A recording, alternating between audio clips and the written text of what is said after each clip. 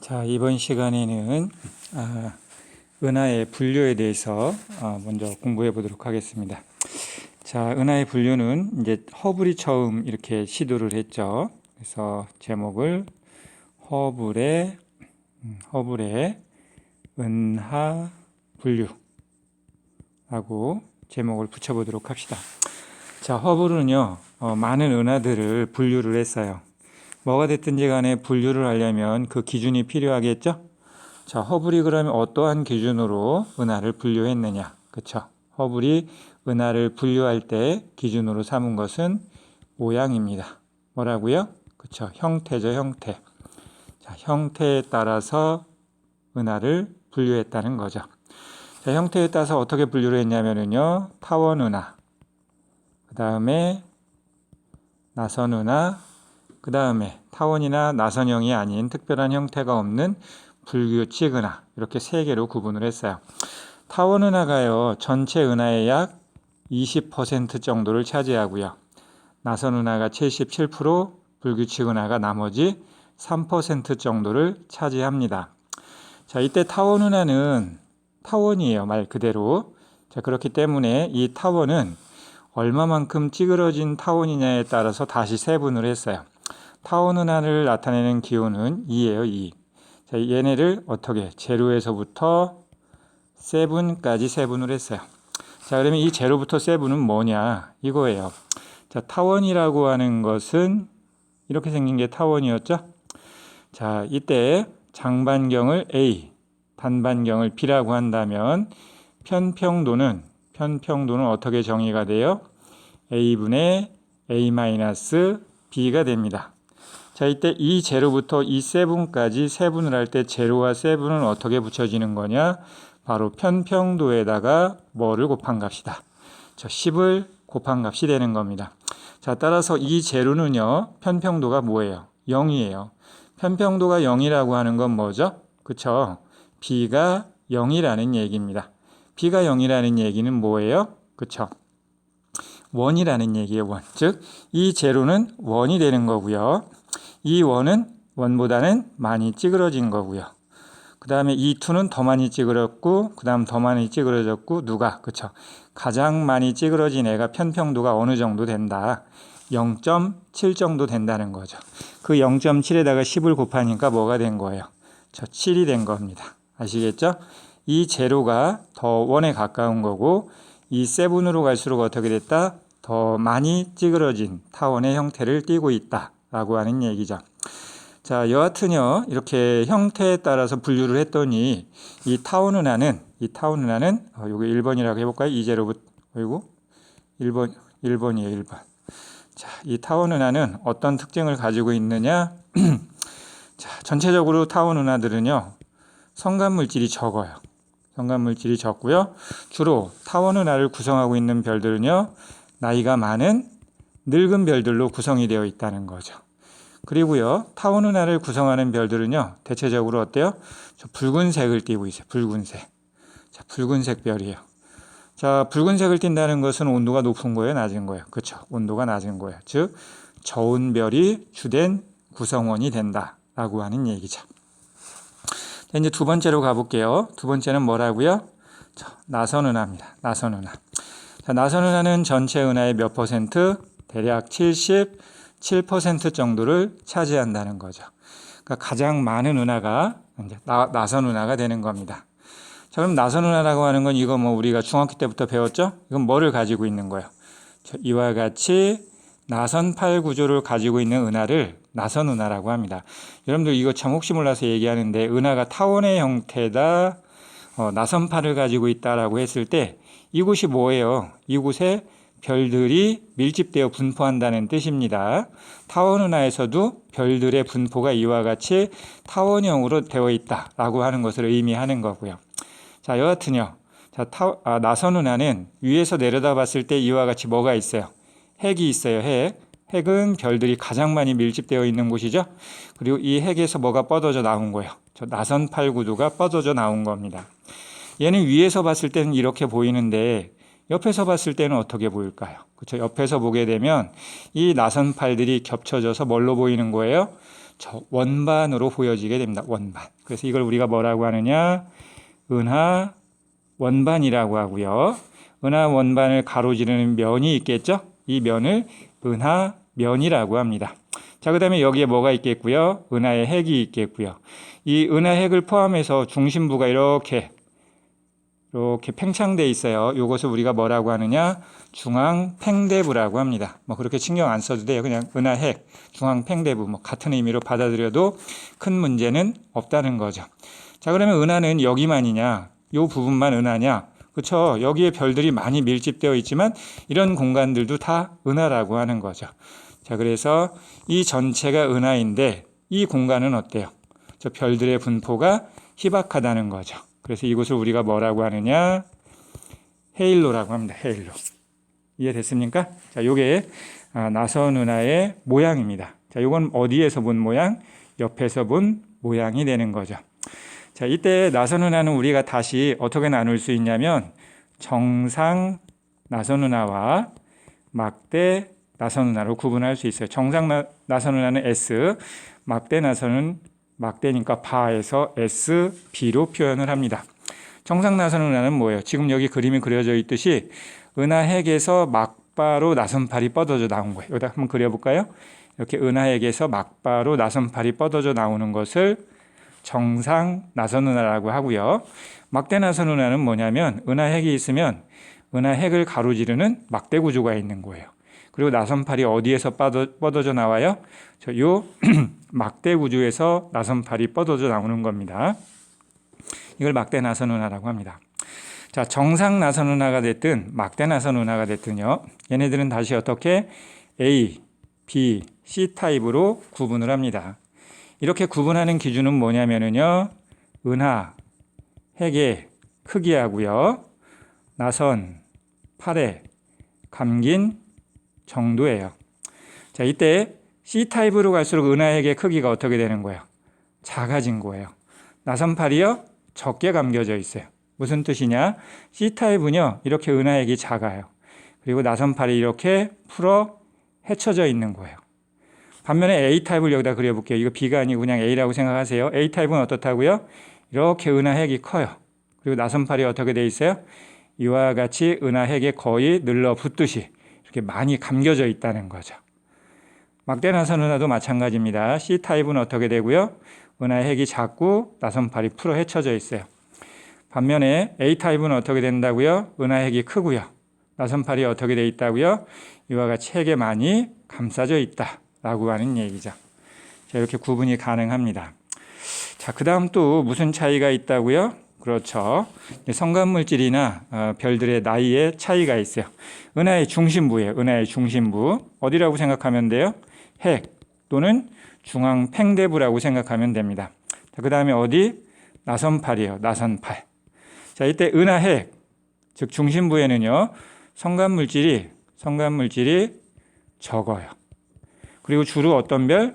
그렇죠. 늙은 별들이 분포하고 있어요. 자, 그리고 대개 무슨 색별? 그렇죠. 붉은색 별. 이건 뭐라고요?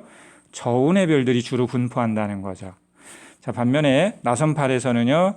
성간물질의 밀도가 높고 그 다음에 젊은 별들이 주된 별이 되겠고요. 그 다음에 푸른 별이에요.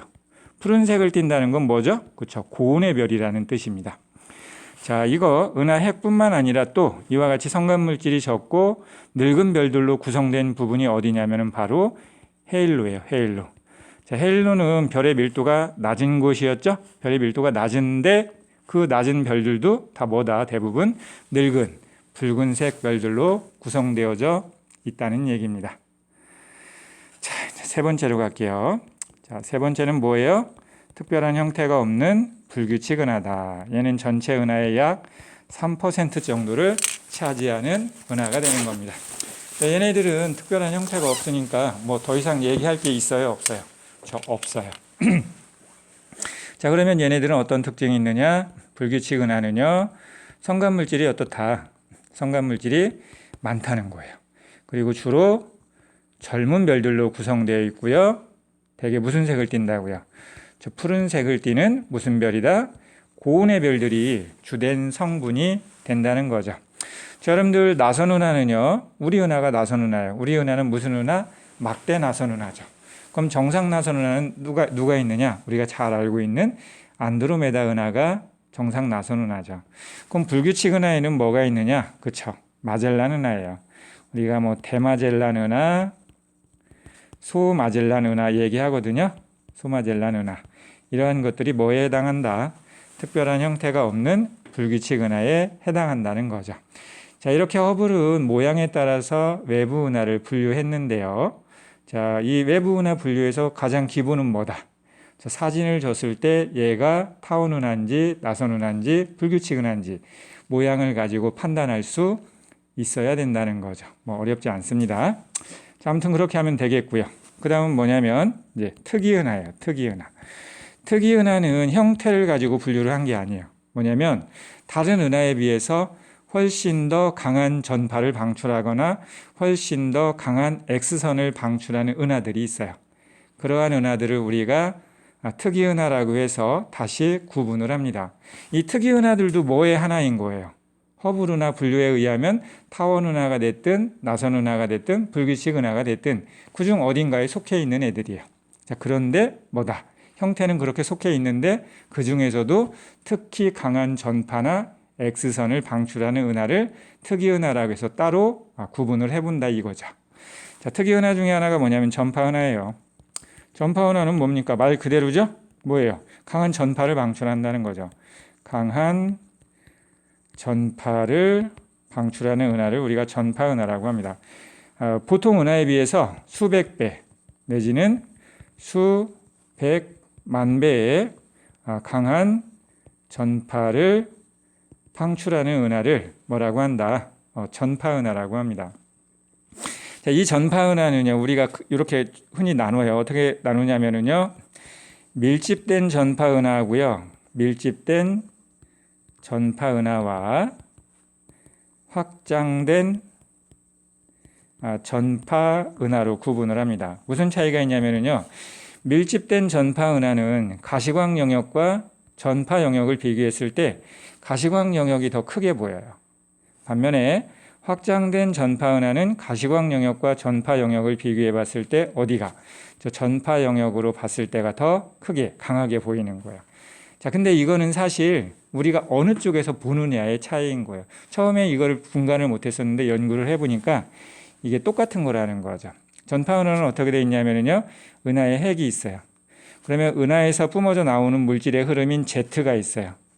이 Z에 의해서 양쪽, 핵을 기준으로 양쪽 정반대쪽에 뭐가 있냐면 로브가 있어요. 로브. 여기가 전파원이라고 생각을 하면 돼요. 여기서 강한 전파가 방출된다는 거죠. 여기가 뭐고요? 핵이고요. 여기는 뭐가 되고요? 핵에서 뿜어져 나오는 물질의 흐름인 Z고요. 여기는 뭐가 되는 거예요? 강한 전파가 방출되는 전파 로브가 되는 거예요. 자, 그러면 이쪽에서 봤을 때는 어떻게 되는 거예요? 얘네들이 겹쳐 보이는 거죠? 그러니까 가시광 영역에 비해서 전파 영역이 작아 보여요. 밀집된 전파 은하로 보이는 거죠. 자, 반면에 이쪽에서 보면 어떻게 되는 거예요? 그렇죠. 전파를 방출하는 영역이 다 보여지게 되는 거죠. 그러니까 어떻게 돼요? 훨씬 더 크게 보이는 거죠. 그러니까 이것은 뭐가 된다? 확장된 전파 은하로 관측이 되어질 거라는 거죠. 즉 똑같은 건데 어느 쪽에서 보느냐에 따라서 밀집된 전파 은하, 확장된 전파 은하의 차이가 있는 것처럼 보여진다는 거죠. 자, 또 세 번째입니다. 세 번째는 뭐냐면요, 지금 여기 있죠? 요 Z하고 로브예요. 자, Z하고요, Z와 로브에서는요, 로브에서 강한 X선이 방출된다는 것이 알려지게 됐어요. 자, 이 강한 X선이 방출되는 원리가 뭐냐면요, 여기에는 뭐가 존재한다? 저 강한 자기장이 존재한다는 거예요. 그 다음에 뭐가 있어요? 강한 자기장 내에서 엄청나게 빠른 속도로 운동하는 전자가 있는 거예요. 그러면 이 고속 전자가 강한 자기장 내에서 가속 운동을 하게 되면은요, 전자기파를 방출해요. 파장이 짧은 전자기파. 자기장이 강할수록 또는 전자의 속도가 빠를수록 짧은 파장의 전자기파를 방출하거든요. 자, 그러니까 X선은 전자기파 중에서 파장이 무지 짧은 애죠. 얘를 방출한다는 것은 강한 자기장, 고속 전자가 존재한다는 것을 의미하는 겁니다. 강한 자기장 내에서 전자가 고속으로 운동을 하게 되면 짧은 전자기파를 방출합니다. 이런 것을 우리가 뭐라고 하냐면 싱크로트론 복사라고 합니다. 싱크로트론 복사. 자, 이건 몰라도 돼요. 이건 물리에서 배우는 거니까 우리는 몰라도 된다. 아무튼 그렇다는 거예요.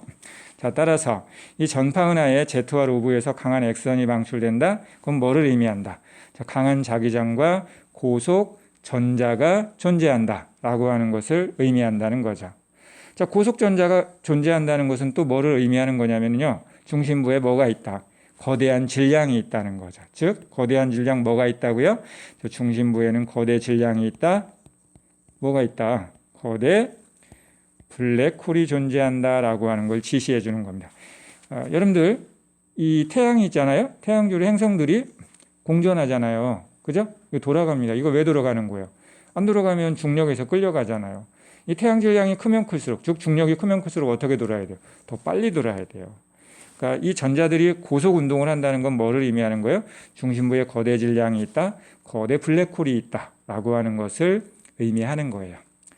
자, 그 다음에 이제 5번째 마지막으로 아까 번에 했던 그 허블의 형태에 따른 은하 분류로 보게 되면 이 전파 은하들은요 대부분 뭐라고요? 타원을 띠고 있어요. 타원의 형태를 띠고 있다. 대부분 뭐에 해당한다? 허블 은하 분류 기준으로 봤을 때는 타원 은하에 해당한다는 얘기죠. 이 정도 내용은요 암기가 되어 있어야 됩니다. 자, 그 다음 또 2번째 특이 은하가 뭐가 있냐면요, 세이퍼트 은하가 있어요. 세이퍼트 은하. 자, 세이퍼트 은하는요 첫 번째 특징이 뭐냐? 밝은 핵이에요. 자, 핵이 유난히 더 밝다는 거예요. 다른 외부 은하에 비해서. 또 2번째 특징은 뭐냐면요, 넓은 방출선이 나타난다는 거죠. 여러분들 우리가 스펙트럼에서 흡수선 방출선 얘기했죠? 흡수선은 뭐가 만드는 거예요? 저온 기체가 만드는 거예요. 그럼 방출선은 뭐가 만드는 거예요? 고온 기체가 만드는 거예요. 즉 방출선이 일단 나타난다라고 하는 것은, 방출선은 뭐를 지시한다고요? 저 고온의 성운, 고온의 기체가 존재한다라고 하는 것을 의미하는 거죠. 근데 이 방출선이 어떻다고요? 넓다라는 얘기예요. 자, 이거 이제 자세하게는 설명 안 하겠는데요, 이 성운이요, 이 성운을 구성하고 있는 기체들이요 빠른 속도로 움직이죠. 그럼 어떻게 되겠어요? 빠른 속도로 얘네들이 이렇게 볼게요. 우리가 여기서 보고 있어요. 자, 이 은하 중심이 있어요. 여기 성운들이 있어요. 고온의 성운들이 방출선을 내고 있어요. 근데 얘네들이 이렇게 중심부를 고속으로 회전한다라고 생각을 해보세요. 그럼 여기서는 접근을 하고 여기서는 후퇴를 하죠. 그럼 접근하니까 무슨 편의가 나타나고요? 그렇죠, 청색 편의가 나타나고, 후퇴하니까 무슨 편의가 나타나요? 적색 편의가 나타나요. 만약에 후퇴 접근을 하지 않는다라고 하면 이렇게 방출선이 나올 거예요. 근데 후퇴 접근함으로 인해서 접근하면 파장이 짧아지고 후퇴하면 파장이 길어져요. 그러니까 방출선이 어떻게 이렇게 샤프하게 나오는 게 아니라 이렇게 널찍하게 나온다는 거죠. 이미 이해됐죠? 즉 방출선이 존재한다, 고온의 기체, 고온의 성운이 존재한다. 이 방출선이 넓게 분포하고 있다. 뭐를 의미한다? 이 기체, 가스가 고속으로 회전을 하고 있다는 거예요. 조금 아까도 얘기했지만 고속으로 회전한다는 건 뭐예요? 그렇죠, 중심에 거대 질량이 있다는 거예요. 큰 질량이 있다. 즉 중심에 뭐가 있다? 그렇죠, 블랙홀이 존재할 것이다 라고 하는 것을 지시해 주는 겁니다. 자, 그리고요, 자, 이 세이퍼트 은하는 대부분 뭐라고요? 그렇죠, 허블의 은하 분류에 의하면 뭐에 해당한다? 나선 은하에 해당한다. 자, 지금까지 관측된 나선 은하들의 대략 얼마? 2% 정도는 뭐에 해당한다? 세이퍼트 은하에 해당한다는 얘기예요. 그래서 이걸 우리가 어떻게 해석할 수도 있냐면요, 나선 은하의 진화 과정에서, 즉 나선 은하의 일생에 있어서 이게 만약에 100년이라고 해볼게요. 그러면 2년 정도는 어떤 단계를 거친다? 세이퍼트 은하 단계를 거친다 라고도 해석해 볼 수 있는 겁니다. 자, 마지막으로요, 3번째. 여러분들 이건 많이 들어봤을 거예요. 퀘이사가 있어요. 퀘이사. 자, 퀘이사는요 처음에는요 뭐라고 생각을 했어요? 별이라고 생각을 했어요. 은하라고 생각을 안 했어요. 그냥 점으로 작게 보이기 때문에 얘는 별처럼 작게 보여요. 처음엔 별이라고 생각해서 그래 준성천체라고 했어요. 별에 준한다. 근데 이제 나중에 가서 얘가 뭐라는 걸 알게 된 거예요. 그렇죠? 은하라고 알게 된 거죠. 자, 왜 그러냐? 얘는요. 얘가 방출하는 에너지는요. 보통 은하의 수백 배에 해당하는 에너지를 방출해요. 수백 배 에너지를 방출합니다. 자, 그런데 재미난 게 뭐냐면요. 이 퀘이사가 빛을 방출하는 에너지를 방출하는 부분은요. 대략 어느 정도 사이즈예요? 저 태양계 크기밖에 안 돼요. 보통 은하보다 수백 배나 많은 에너지를 방출하는데 그 에너지를 방출하는 사이즈는 태양계 사이즈밖에 안 돼. 자, 어떻게 이렇게 작은 사이즈에서 그렇게 막대한 에너지가 방출될 수 있을까요? 그걸 설명하기 위해서 중심부에 뭐가 있다? 중심부에 거대 블랙홀이 있지 않겠느냐라고 추정을 합니다. 이 블랙홀로 물질들이 빨려 들어가면서 막대한 에너지가 방출될 수 있다라고 설명을 하는 거죠.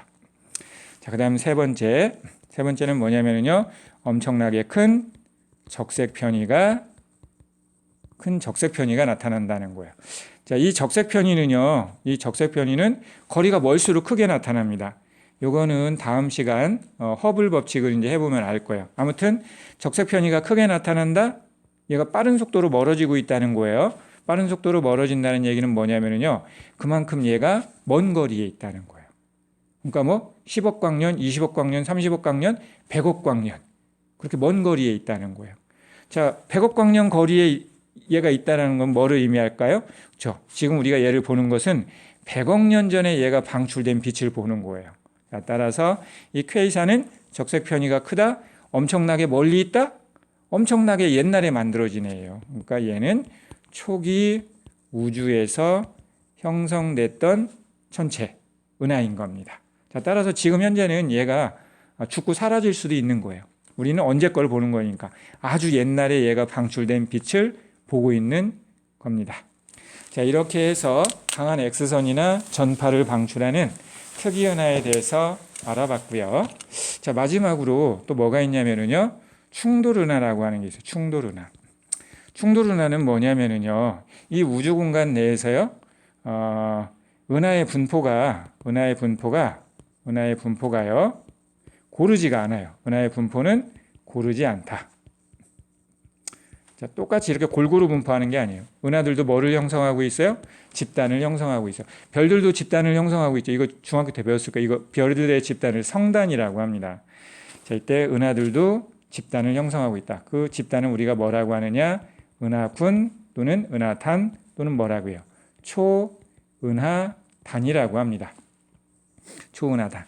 자, 은하군은요, 대략 사이즈가 100만 광년 사이즈로 얘네들이 집단을 형성하고 있는 거예요. 은하단은요, 얘보다 더 큰 집단이에요. 대략 1000만 광년 사이즈로 집단을 형성하고 있는 거예요.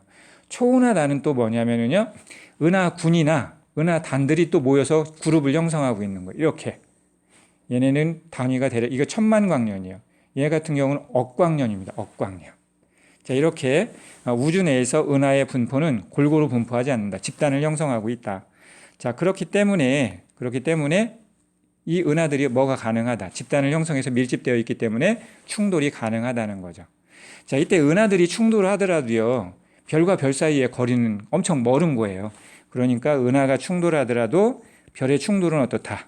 별의 충돌은 거의 발생하지 않는다는 거죠. 하지만 은하가 충돌하다 보면 뭐가 커지는 거예요? 그렇지. 성간 물질의 밀도가 증가하게 되는 거예요. 자, 성간 물질의 밀도가 증가하게 되면 어떻게 되겠어요? 별이 탄생하기 좋겠어요? 나쁘겠어요? 더 좋아지겠죠?